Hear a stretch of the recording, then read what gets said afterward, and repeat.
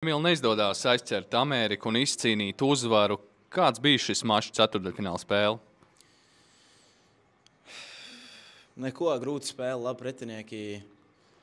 No mūsu puses, domāju, daudz gadīja, daudz vairāk. Treneri arī neko jāpacenšās bija vairāk, man liekas. Jādod bija vairāk, jāiegraužās, mēs varējām vairāk.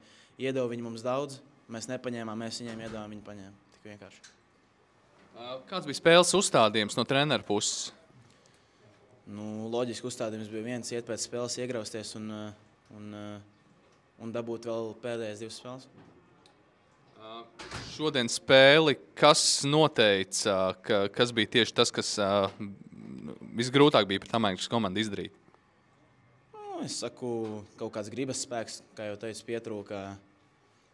Momentu realizācija atkal piekliboja, kur bija mums daudz momentu, kurus vajadzēja realizēt, bet neizdevās.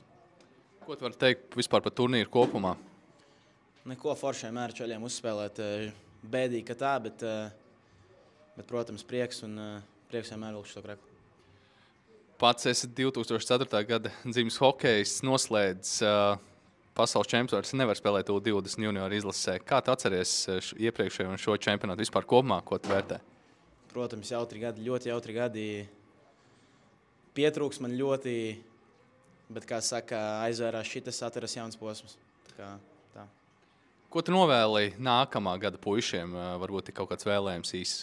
Nu, ieķerties un iegrausties un gribēt spēles uzvarēt un kost, jā. Paldies, Emīl. Paldies.